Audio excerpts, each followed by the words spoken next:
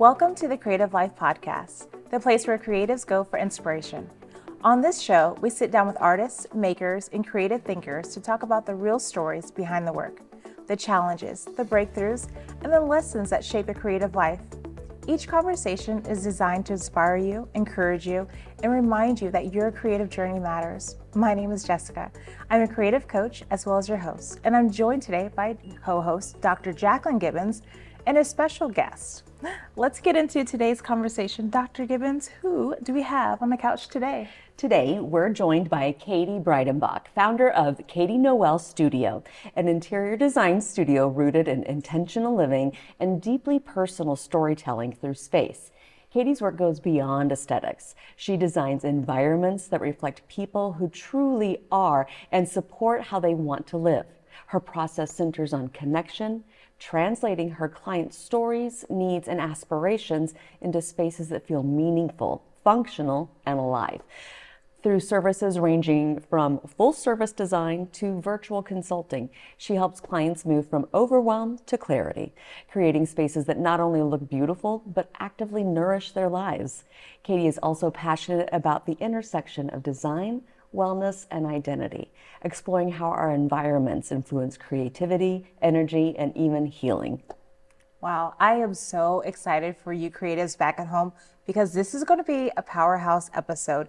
And Dr. Gibbons, how about you kick us off with the first question? Well, Katie, if Hello, it's possible, there's a lot about Katie here. Can you possibly sum up you in 60 seconds? Ooh, 60 seconds. Yes, here we go. I always like to say that I'm not just designing spaces. I design for not just how they look either, but how they feel. And a lot of people don't realize that your environment is subconsciously affecting you all the time. And even if we are not aware of it, and usually if you're not aware of it, that's a problem. So I create spaces and experiences and brands, because before I was an interior designer, I was a brand strategist, and I make them feel as good as they look. And more recently, I just started a podcast that I'm launching in spring called Faces Behind the Spaces. And it's really just I'm also type 1 diabetic. So sometimes I beep here and there. And that's a lot part of my journey was my wellness. Wow. Understanding my environment had a lot to do with my health. So really? Yeah, but launching Faces Behind the Spaces in spring, and that's really just creating space for myself and other creatives and faces that I've met in my journey to talk about the spaces that have influenced them. And a lot of those times, those spaces are not what we ever predicted in our lives. Like the spaces, the roles, the places we've traveled to, the people that we've met have just been all part of this journey that we could never really plan for ourselves until we surrender to the unknown. So it's really just creating an environment for people to feel more real and connected to themselves and others. Oh, that's so beautiful. And before we go to the next question, because creatives, I hope you're catching on to this, that you need to go subscribe to her podcast. So where Yes. can they find it? Because I know they're already starting to search and Yes. they're going to focus back on this episode, please. There we go. Where can they find you? So I'm going to start, Katie Noel Studios already started. I believe I'm just going to leave it under that hub. So it'll be Katie Noel Studio. You can find me either on Instagram, Facebook, and then soon I'll have my YouTube launched as well. But Faces Behind the Spaces is my podcast name. Okay, perfect. I love that. Okay, now Dr. Gibbons, the next one. It's interesting. There's so many layers to you. So we're gonna just tiptoe into one of the first ones. So you're going to take us back to what first drew you to interior design, because that's not the beginning of your story. Mm-hmm. And so how did it shift from interest to practice? Yeah. Well, it was funny looking back, my first show that I ever loved was like Trading Spaces or the Dream Home Makeover Edition. Yes. And like Ty Pennington was like my first crush. So like that probably could have been like a sign there. But when I was very young, my parents divorced when I was really young. And so I was constantly going between two different homes in two different states. And I didn't know it then, but subconsciously I was always creating an environment to make me feel like me. And I would do that for my brothers when I would go to my dad's house. And then even on my dad's side, they're very clean, but there's just a lot of stuff. So I was always kind of like cleaning up and just like rearranging some things. And I was just subconsciously always doing that. And then the older I got too, I was doing that in my friends' places. They would be moving and then they would tell me like, hey, can you come help me? And I don't know what I'm doing. And I was like, sure, I guess. Like, 'cause it was just something I naturally was always doing. And especially throughout my career then, I understood that if I like regulated my nervous system, I was really capable of creating a life that I desired. But a lot of things that happen when you are regulated with yourself, you realize you can't control a lot of things around you, but the one thing that you can control is your space and your environment. And so if people can feel more clear on who they are through their space, they have so much potential to create a dream life. As like you hear these buzzwords of dream life and co-creating with the universe and whatnot, but it's like genuinely all comes down to science and to health. And as I mentioned earlier, I'm type 1 diabetic. And when I was diagnosed, it was very clear to me when like I was having dysregulated blood sugar numbers that my environment was out of whack or something wasn't aligned. And then later on, I got a diagnosis of ADHD. And so when things weren't very clear to me, it was really hard for me just to like feel in my body, like true embodiment versus just being in my head, searching for things all the time. And so I was at a moment in my career, in my life where I just like wanted a reset. And I did all the things that you kind of check off, like, oh, I got this promotion, or oh, I switched jobs and got this job that I thought I wanted. And I looked back and I was like, what is one thing that I can do for hours that I lose track of time and that I'm good at? And that was design. And so, you know, I was really hesitant to move forward with it because it was like I was so established in my career as towards the end of my 20s and I was about to turn 30 and I said yes to a random opportunity that was in Arizona where it was a design build firm, but I was helping more with like the marketing and brand strategy because that's what I did before. But then they started having me go on to these design consults to these multi-million-dollar mansions in Scottsdale, Arizona. And I was like, oh yeah, this is a calling bigger than like you kind of like ask the universe or ask God, like, is this like, do you really want me to do this? Is this really what you want me to do? And then you'll find answers. And it was a lot of micro moments. It wasn't one big aha moment. Like, I think some people realize like you think you have a dream for yourself and then that dream completely changes because you're still figuring out who you are throughout those years. So that's how we're here now. Wow. Okay, so I have to make an observation. You giving the explanation actually helps me understand your portfolio better. Yeah. Because of course, you know, when we invite somebody on, we deep dive into their world, or at least I love to like do a little bit of cyber stalking and see. But okay, so something that I can observe from your spaces is that it's cohesive, it has texture, but it breathes. And that is the best way that I can describe your interior design is that it is breathing. But now I actually get it because you talk about the connection between wellness and your space and it being something that you can control. So why wouldn't your environment be living? Why would it be stale and stagnant? So I understand you so much more now as an artist. I appreciate Thank that. you. Yeah, that was like, okay. And I do have another question. So you talk about designing spaces that support your story. What does that actually look like in practice? Well, it's so funny that this is going to tie in so well with what you just said about a space that breathes. And the first thing that people don't realize that they do with their spaces, I think, is hold on to versions of themselves that are in the past that they no longer identify with, or maybe they just like still do identify with themselves with, and that's why they're feeling so stuck. And I mean, a lot of people aren't used to having, you know, you go to a hotel because it makes you feel like you are in a luxury space. Yes. And people forget that you can create that for yourself. And maybe like space is important to you and you see things on Instagram and you see trends and maybe you follow that trend and you're like, okay, this just feels like stuff that I've seen on Instagram, but it's like really not who I am. And so the one thing that I do when I say like I want to design a space that supports your story is I ask like where was a place that you think of that you loved to go, and whether that be a place you traveled to or even like your bedroom in 5th grade. Like, was it the color on your walls? Was it And it's just asking those questions of really understanding their identity of who they were, where they're at currently, and how you're functionally living. Like, what can make your day easier? What can make you want to wake up in the morning and actually go into that room and actually work, or go into your closet and dress up for the day? And then what are you like, where do you want to go in life? Like, so much of where you're living and how you live is a direct correlation of like what you want to do in your next transition of life.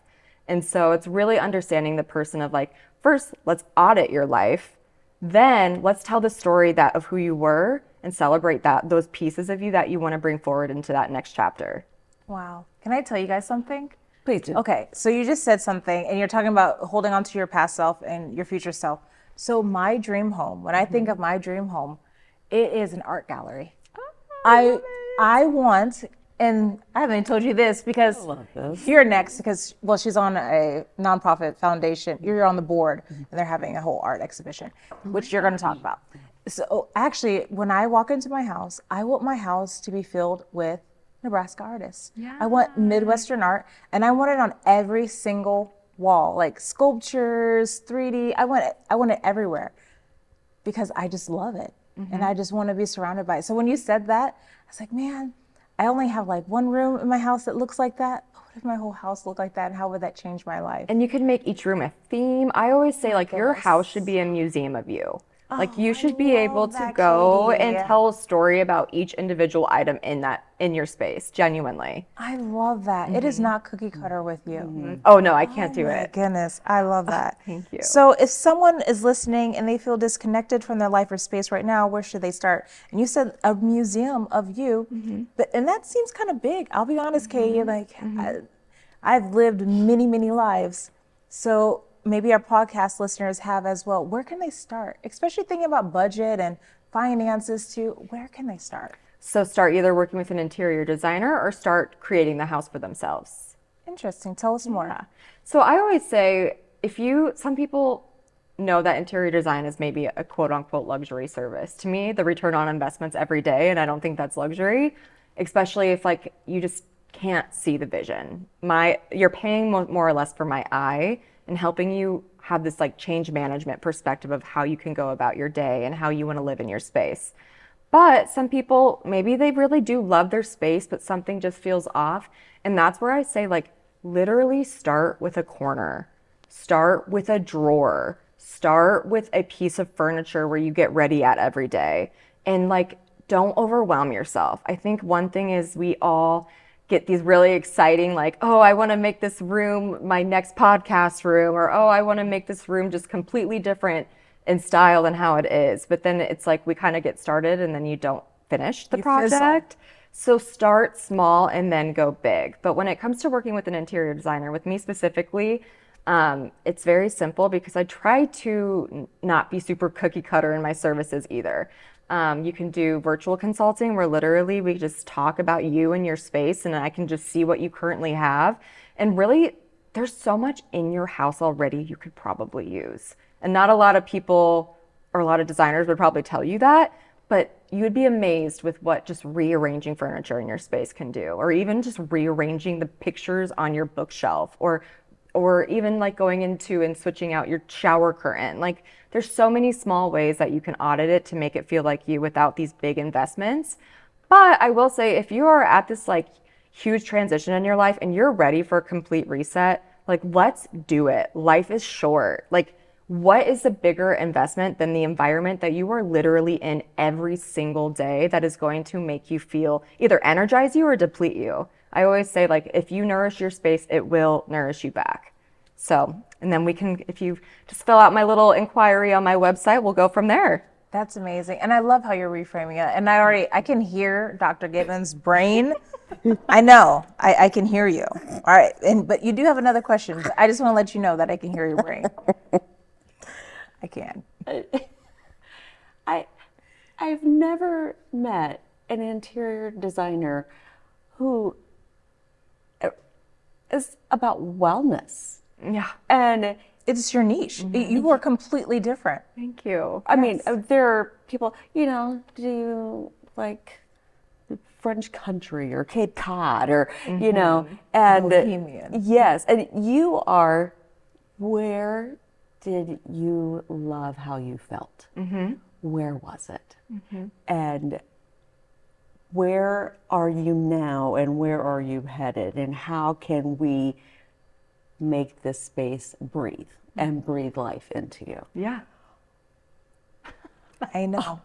I told you. I see, creatives, we are doing the work Yeah. by bringing you the person so you can do the work. But it's not work because it's really fun. It's not. I know. We love it. And the thing is too, I think a lot of people are so hesitant about understanding like how can I make this space feel like me, because they don't know who they are. And that's like where I love to come in, and it's like really not even me just being a designer, I'm also a detective, because I'm really understanding these little parts of you that you don't even see in yourself. And then also just helping you be decisive. Like, okay, you have a great eye, you know yourself better than you realize. Now let's make a decision and take action and make it come to life. So that is another huge part of my design process. Segues perfect into your question. Well, I was thinking it segues perfect into your question. Am I next? No. Oh, yeah, I can go. Oh, it's okay. How do you balance those, just listening to you and you're talking about making people basically go forward? So how do you balance your creative vision with your client's preferences? Because you're just talking about that. You're a detective. You're seeing, you're like, okay, you actually have more than you think you do. You know yourself better than you think you do.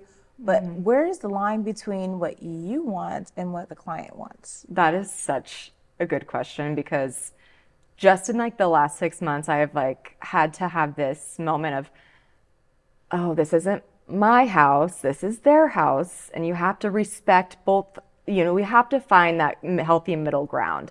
But also I have to remind my client, like, you are not going to feel a complete yes to something that's completely new in your environment, because our brain doesn't want to make us happy. It wants to keep us safe. And if we are constantly trying to stay safe, we will stay comfortable our whole lives. And that's just not in our home. That's with our jobs, that's with our relationships, but especially like with things that are no longer serving you. Or let's say I want to feel so inspired and so energized and so like magnetic in this like environment, but you have all gray around you. How is that going to make you feel energized and excited? Like there's a reason there's color theory. There's a reason why certain colors and certain textures and certain things make you feel a certain way. And so a lot of people just don't understand what those things are. So it's really just having the patience and also the understanding that like I am here to help you live in a new way that makes you excited to be in your space. And at the end of the day, we are going to make that the most fun and enjoyable and easy process as possible. So I love that. So you're asking these people these questions that you said that sometimes people don't even know themselves. yeah. There's not clarity. And so how do you know a way to connect your clients to that clarity, to the true authentic them, and tap into where they're headed? I think specifically with myself, I realized when I was actually slowing down and asking myself, like, why do I like this nail color? Or why do I like, what is it around me that I actually like? So what I do sometimes with clients is I'll show that they'll send me inspiration images, and you just like the image, right? But you just kind of are scrolling through and you're like, oh, I just look, because that's what interior designers do. We just make it feel effortless, but also not just like thrown together or not super cookie cutter. And so each thing in that photo, there was an intentional choice behind that. So I'll be like, what is it about this picture that is really screaming to you? Like, what is it that really caught your attention? And it could be, a certain item, a certain color. And that's really the same with everything that's surrounding their life too. And the way they dress, I always say, like, if you're wearing a certain color a lot, maybe you include that color inside of your home. And it's really just having the patience and the clarity around knowing that things take time to develop, especially good taste. And that taste is usually just asking yourself and giving yourself the space to understand why you even like what you like in the first place. And then there'll be some times where you're like, I thought I liked this, but I actually don't even like this. And you realize it's just because you're a byproduct of your environment, of what you grew up with. And so that's a whole nother thing, is a lot of people are living in homes where they just kind of took that style along with them, even if it wasn't aligned with their personality or what they enjoy or their hobbies. And then it's like, oh, how long have I been living my life like this? Of really just like carrying on this byproduct of people around me liked, but I didn't even really like. So it is interesting. I felt like for a while with interior design, just because I had psychology was what I minored in, and then I got my Bachelor of Science in Public Relations and Advertising, because I loved the way that people operated and what made them so fascinated with certain things, and human behavior was so fascinating. And so it's really like a lot of that is understanding how humans are. We are all so unique, but we all are so the same in some ways too, especially when it comes to how we want to feel. So knowing that I could contribute all these past jobs and roles that I had into being an interior designer just all naturally made sense. Wow, that's Yeah. amazing. And so you. when you were talking, you talked a lot about emotions, not just your emotions, but your clients' emotions. And so now I'm very curious, is how do you actually counteract, or how do you react to burnout? Because this is a lot that's coming at you that you're absorbing. So what does that look like for you? That's a great question, because I really just experienced that. I knew when I was starting Katie Noel Studio that it was going to be like choose your hard, right? Like it's not going to be easy, but I'm going to try to make it enjoyable as much as I possibly can. But in order to avoid creative burnout and understanding a business that I am running by myself as a solopreneur, I really just had to understand that things are going to look different in my life than they used to. I was going to have to do a complete reset of what my life was before, which was in some way kind of grieving. But also it was exciting because I knew once I got to that point, I could integrate my old life with this new life that I'm building. But in that process is creative burnout. And with creative burnout, there's days where you just don't want to do it. You don't want to I don't want to look at Pinterest. I don't want to look at floor plans. I just want to check out. And I think that when I was in a role that it's not that I didn't like it, it just wasn't super inspiring and it was easy for me to do. I had an opportunity to travel because it was fully remote. And during those moments when I just like needed to go fill my time with things that I enjoyed, it was really just taking the time to explore. And so when I'm like creatively in a funk, I will literally just go to Jean Leahy Mall and walk around there. Or I will literally sit in my room and I'll take out old pictures and I'll start scrapbooking. And I start intentionally creating messy art, like art that's just for me, for myself, and there's no other expectations other than the stuff that I am making for myself. And so it's really just understanding like my body, where I'm at. I know that, I feel like when you're fulfilling a calling that's bigger than yourself, there's always like divine compensation. And so I had to move elsewhere. I had to just create a new life for myself, but I had the things that made me me. And so when I feel these things, I am not in a space where I'm going to avoid it. I'm just going to take it head on and then kind of make a game plan for myself of how I can make myself feel better at the end of the day. And if that means taking 2 days off in the middle of the week, well, I became an entrepreneur for a reason. And then I know I can make up that throughout the weekend or whenever the time is right. So wow, that's amazing. And then at home, I'm sorry to tell you this, but we're almost at the end of our so fast. episode. Yes, it's so fast. Yes, but Dr. Gibbons, she's going to give you a rapid fire question. Okay. And we are so excited to hear what you're going to say. Yes. So, what does a creative life mean to you right now? Love it. I would say a creative life means to me by doing or stepping into the unknown without any expectation other than just doing the thing that you love for the people that you love. And really just understanding that the outcome is never guaranteed. So you just have to work and create an alignment with what feels good to you and what feels good to your soul and what makes other people around you feel good. And the outcome will always be better than we can plan for or expect. So really just kind of taking the first next step. And that's being creative. It's really creating a part of your life that was never predicted in the first place. Yeah. I love that. That is so beautiful. Wow. And if this episode resonated with you, I hope that you like, you share, you subscribe, and that you also share this with the creative back at home. We love being your destination for where creatives go for inspiration. And we are on Instagram. We also have a website, www.thecreativelifepodcast.com. And actually, we want you to also follow Noelle, Katie Noelle. We will have all of her information in the show notes. And just one more time, Katie, for those that are just tuning in, because we also are on Live Access TV. Yeah. For if they're just tuning in, how can they find you? Once again, we want to make sure our listeners are following you and hopefully even reaching out to you. Yes. We have international audience, so you might get Oh, I calls. love that. We have Brazil, we have Norway, we have virtual everywhere. consults. So you might get an international call. But yeah, Okay. please tell them where they can find you and how they can follow you. Go to my website, which is www.katienoelstudio.com. My email, it's a little different because when I started, I was just Katie Noelle Interiors, but then I really did want to implement my event planning and my brand strategy. So my email is katienoelleinteriors@gmail.com. And then my socials is Katie Noelle Studio, and that's on Instagram and Facebook. And then you can find me on LinkedIn, which is Katie Breidenbach.